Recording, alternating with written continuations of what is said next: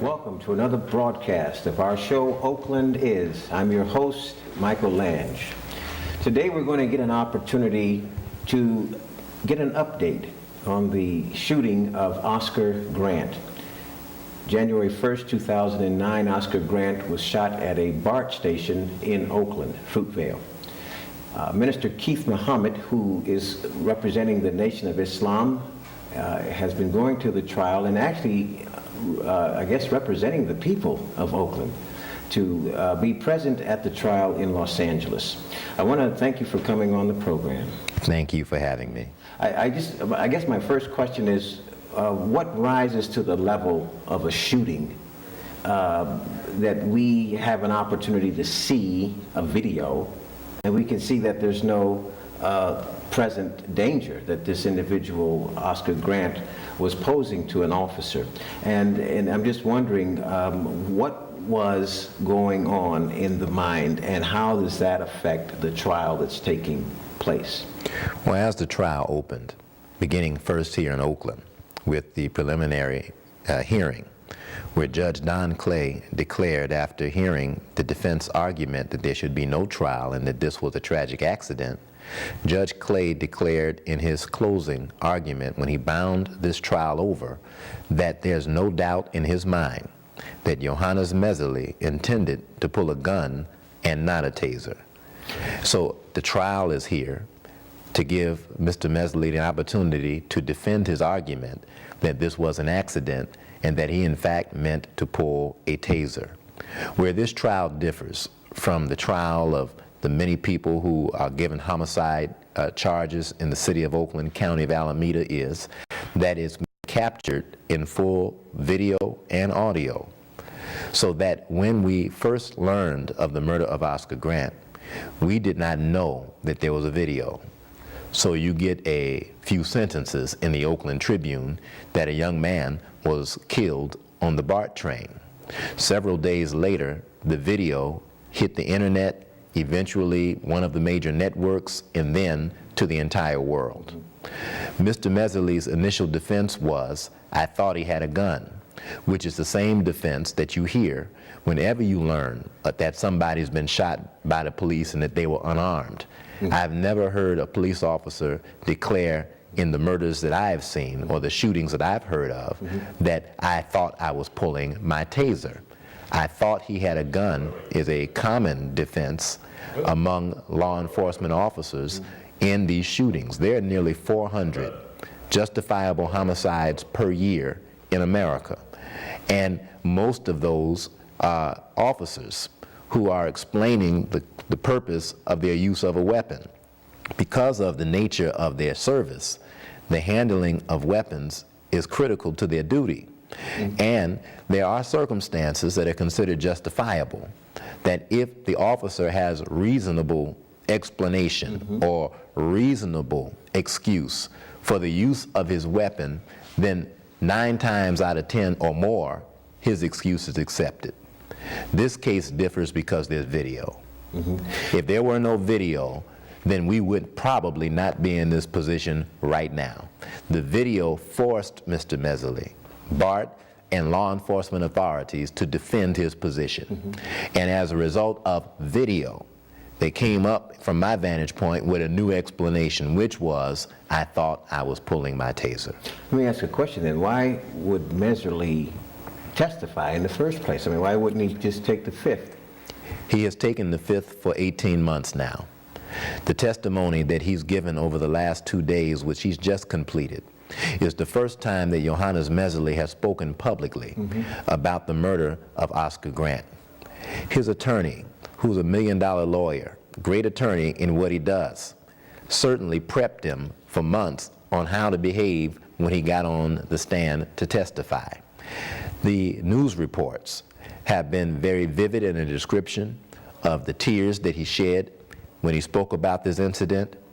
But if you pay close attention, the tears that he shed was not because he felt so badly about the life that was lost, but the tears that he shed is because he's now confronted with the consequence of his action. Wow. And so as he shed those tears, one person in the audience you might have heard in the news stood up and said, "You can get out of here with those tears." Oscar's mother walked out of the courtroom unwilling to watch a man that had been coached for 18 months how to testify. In the close of his questioning, Mr. Raines asked Johannes Mehserle, "How do you feel? Have you been crying over these months? Do you feel like crying right now?" And it was as though he was giving Mehserle the cue, cry now, cry now, cry now. But unfortunately for him, he couldn't make the tears come out at the end, but that's how we close heading into the weekend. So you are physically present in the courtroom? I've been there for about 90% of the testimony. Okay. Now, I wanted to ask, what role or what position has the press been playing, or the media generally, particularly, say, in the Los Angeles area, in terms of this case? How important? Well, if I can start with the Bay Area. Okay. It's been reported widely that out of the testimony of one of the officers, Tony Peroni, who was the most aggressive figure outside of Johannes Mehserle on the platform that night, that a few seconds before Oscar was executed, Tony Peroni shouted the words, "bitch ass nigger," and please pardon my language, Sure. but he shouted these words twice, and it was reported in the courtroom. It was captured on video. There was no police report that said he spoke these things, and were it not for the courageous passengers on that train, we would not have a record of what he said. Well, when he spoke those words in the courtroom in Oakland, I was sitting there. And when we came out of the courtroom for the daily press conference that at the time Attorney Burris was speaking for the family before he was placed under the gag order, and he spoke to these issues and answered the press's questions every day. But on that day, they did not ask a question about the racial epithets hurled by Anthony Peroni. It was 3 weeks before there was a so-called leak out of the San Francisco Chronicle of what Mr. Peroni said. Well, why didn't they ask then? When the testimony had been given, what stopped them from raising that point? It is not the press's responsibility to stop the anger of people who hear the truth of testimony out of fear that there'll be community outcry about police brutality. The press's duty is to share with the public the truth, that the public can live its life in harmony with the truth and make decisions on the basis of the truth. Now, in Los Angeles, every day that I've seen that Mr. Mehserle has been negatively portrayed in testimony, the press has been limiting its questioning. Jackie Bryson, Oscar's dear friend, who was right next to him when Oscar was murdered, was actually a witness for the defense. But when his testimony was condemning of Mehserle's action, he actually testified that when Mehserle stood up and shot Oscar, he cursed. He said, "F this," and stood up and shot him. Well, the testimony of Jackie Bryson was so wonderful that it actually shut down a $1 million lawyer. Mr. Raines did not know what to do with Mr. Bryson because Mr. Bryson, like Oscar's other friends, are suffering post-traumatic stress. And when Oscar was killed, they went to jail for 4 to 5 hours and were left in handcuffs. Their rights were violated. Officers came in and taunted them while they sat in handcuffs, not knowing whether their best friend was dead or alive, and watching the very people in their minds who shot their best friend taunt them in the BART police station. This happened. Now, when the press covered the engagement between Jackie Bryson and Johannes Mehserle's attorney, Michael Raines, they mentioned that it happened, but Brother Michael, this was one of the few times we ever came out of that courtroom and the media did not have a single question for the family of Oscar Grant, myself, nor anybody else. And I wondered to myself, why? Why? Every other day we've come out the courtroom, they've had 50 questions. We've had to walk away from them and stop them from asking questions. Now you're trying to get them to when the most controversial testimony is delivered, they have no questions. They didn't ask a question after Mehserle testified. Why? Perhaps the media is the friend of Mehserle. How is the Muhammad Speaks newspaper taking this in terms of their coverage? Well, we're very grateful that the Final Call newspaper, formerly the Muhammad Speaks, has covered this case perhaps more than any other single news item that I've ever seen in my life in the Nation of Islam. And I've been a member of the Nation of Islam now close to 20 years, or more than 20 years. Well, that's simply to say that to the Honorable Minister Louis Farrakhan and the many people who support our calls for justice, that this issue is critical, not only in Oakland, but all over the country, because like Dr. King declared, injustice anywhere is a threat to justice everywhere. I was going to ask about just the concept of the final call and when the word is given, because it looks like the police department in Oakland is practicing for a potential riot. I don't know if what that means, but apparently this is about business in Oakland and how do we protect it, and it's like we know that something, some type of violence is getting ready to come down. What do you know about the police department? Well, the duty of protecting the city belongs to city government. But how do you protect a city from the natural and righteous anger of people? If there's a verdict that we're not pleased with, what should be done? Well, first and foremost, if we use the model of the Rodney King case, the state versus those officers failed before the jury. Soon thereafter, a federal court stepped in and brought charges against those officers, and I believe 2 of them were convicted on civil rights violation. My appeal to the city and to law enforcement is not to rain down the wrath of brute force on those who are rightfully angry if there's a verdict that is not pleasing to the eye. We would hope that there's a guilty verdict. We are certainly clear that the evidence says there should be a guilty verdict.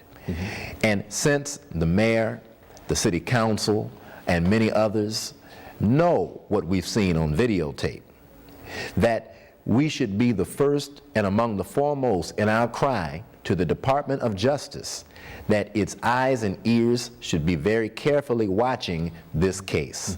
I don't like watching civil rights clips from my childhood, knowing that the federal government had to step in and protect civil rights workers and help black children go to school, and these things that required federal intervention, and were it not for that federal intervention, I might not be able to go to Los Angeles and sit where I want on a plane, and I might not be able to go to Chicago and stay in a hotel that's dignified. Well, I'm able to do those things as a result of the civil rights movement. So I would say to those in elected offices that the civil rights of Oscar Grant certainly has been violated. He's been unjustifiably killed.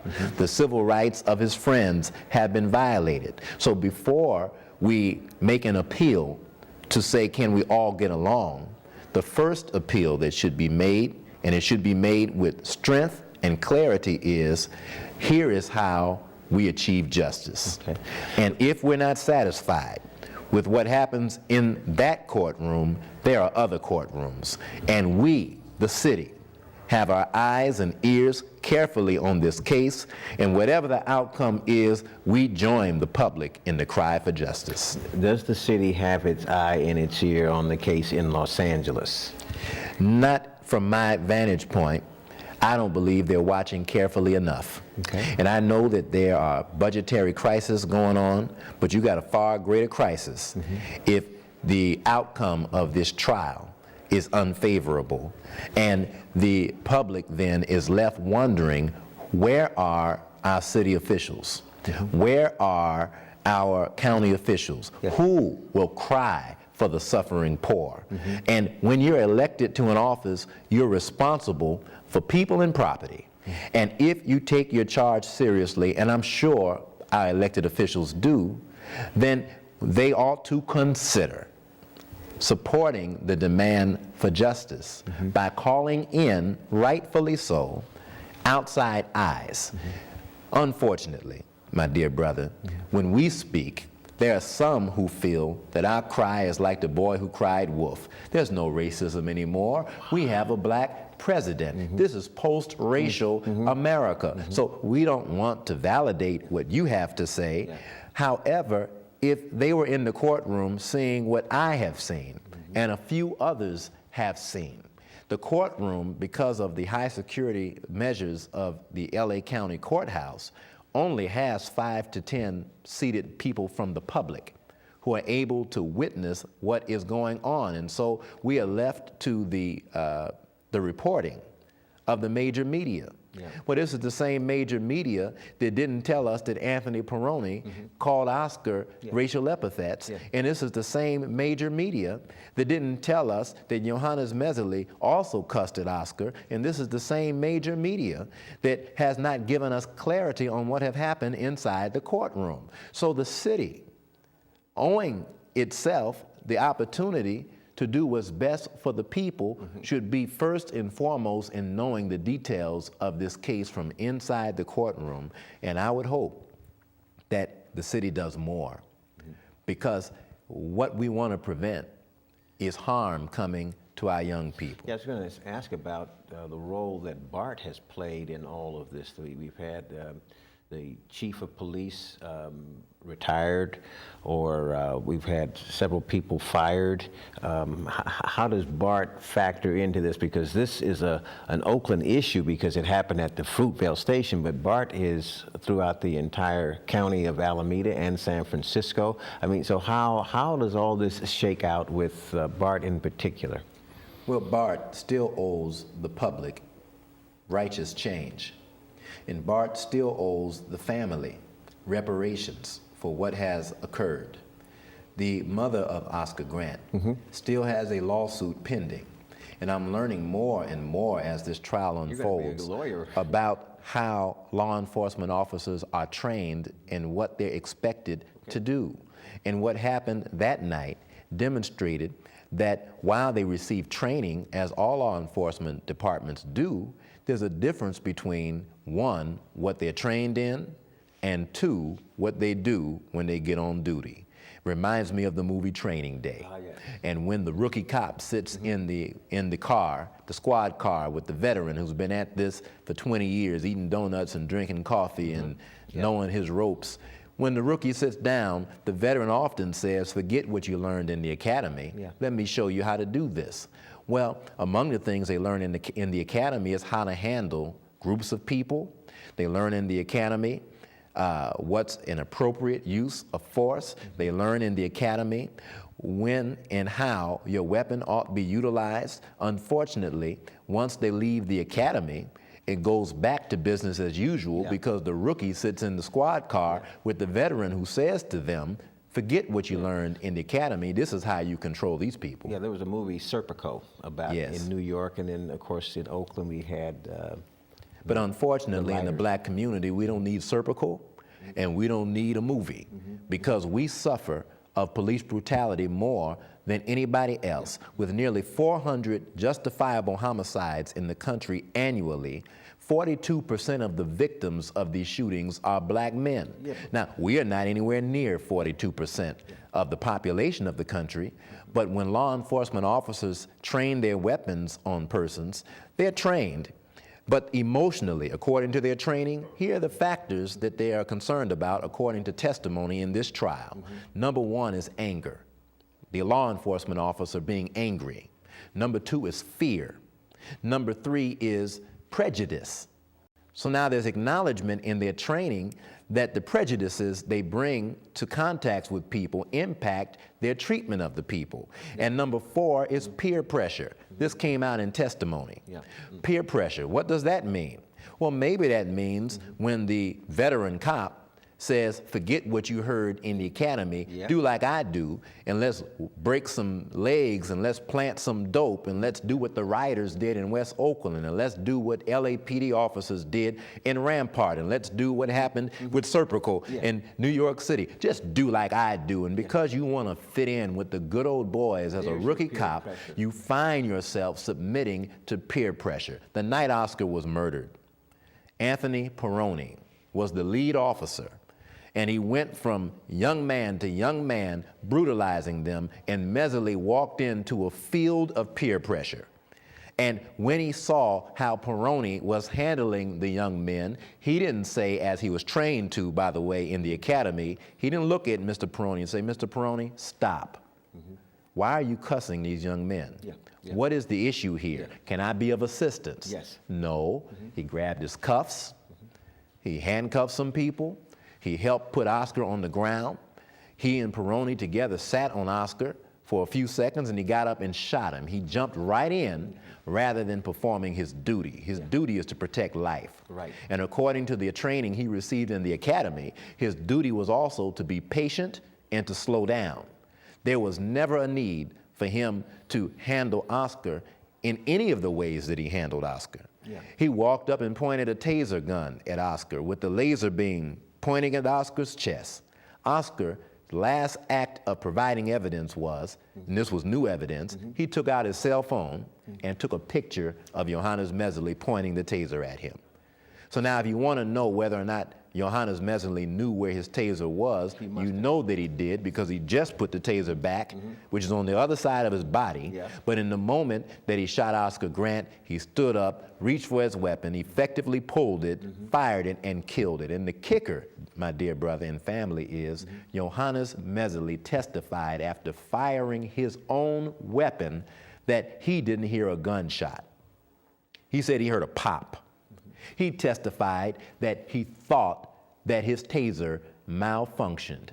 Now, if he's shocked by the use of his own weapon, but a gun has a kickback to it. Sure. I mean, all of that was to support the lie that he told in court about his own gun, and the lie that his brother officers, not a single BART police officer, testified they heard a gunshot.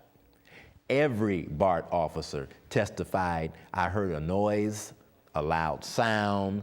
I thought I heard a taser malfunction. Shut up with that stuff. That's why that young man got so angry in the court that when Mehserle started to cry, this young man stood up and shouted out loud, go home with them tears. He cussed. But get out of here with that. You're faking. Of course, they shut the court down and took the brother out in cuffs. I want to just focus for a moment. We only have 5 minutes left, but I wanted to focus on Oscar's mom, family, how they're handling this from your point of view.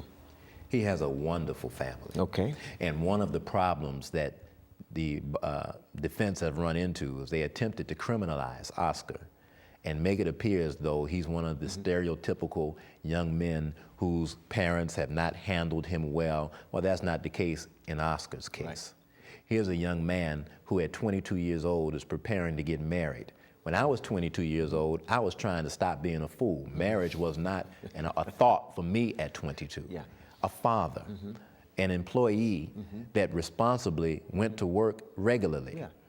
In fact, I was blessed to go to Farmer Joe's where he worked one day after all this broke out to shop.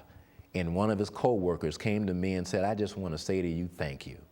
And I didn't know who the co-worker was, but they'd been watching the case because Oscar was a wonderful employee, a wonderful son, a wonderful father. He was intending to be a husband. His friends, when they testified, particularly Jackie Bryson, who did a wonderful job, along with Jamil Duar, who at 15 watched his dear friend murdered before his very eyes and captured it on his cell phone. Well, they identified Oscar as a fiance. Now I got to go back to myself at 22 years old. Even the notion of getting married is not strong in the minds of young men. Oscar's a family man. His mother is a pastor. He was with his mother a few minutes before he left for San Francisco on the BART train at her request that because there's so much drinking and driving and you and your friends want to have a good time, catch the BART. You'll be safe. They're holding firm. They're holding strong. And I told them as we were on the elevator at the courthouse, because they're very loving family, very funny. Some of them must have some comedy backgrounds. And I said, we need to make a movie about you all. This would be the Johnson Family Vacation. And I'm going to find a director we got to help them to here. present their story. I was going to just ask, I mean, how does the audience, the people who are watching us on television, many of who are in the Bay Area, in Oakland in particular, what can we do Well, what we can do is insist that our city not attempt to blame protesters for what has happened, but that the city do all that it can to make sure that the route of justice is secured. Learn the facts in the case. We cannot lay back and rely on what the major media will publish. This is why we're grateful for your show. We're grateful for the internet, that you can find the facts of this case by searching my name on Facebook and in other sources through the town hall meetings, that we should continue to organize and mobilize, because what we're confronted with is the force of police influence. That's why no police officer has ever been convicted for this kind of charge for an on-duty crime. In the history of the United States? In the history of the country. There are officers that have worked for the mafia and did hits off duty. There are officers who went home and had domestic problems and killed their mates, but there has never been a police officer who has trained a weapon on a suspect, killed them unjustifiably, that has been convicted for this kind of a charge. This is why we're grateful for the public's involvement that produced the retirement of the district attorney, that produced the retirement of the BART police chief, that produced the firing of 2 BART officers. This never happens in law enforcement, and has produced the potential for a civilian oversight review process, which is now before the state legislature, and soon BART may have a civilian review process. All of this came from the public pressure, and we're very grateful that the public has been attentive on this case. Well stated. I want to thank you for coming on our program. We'll stay tuned to this trial, and I hope that maybe you can come back and give us maybe... The victory speech. The victory, yes. Thank you very much. So we'll say so long to you for now. Take care, stay strong, and stay tuned. Bye-bye.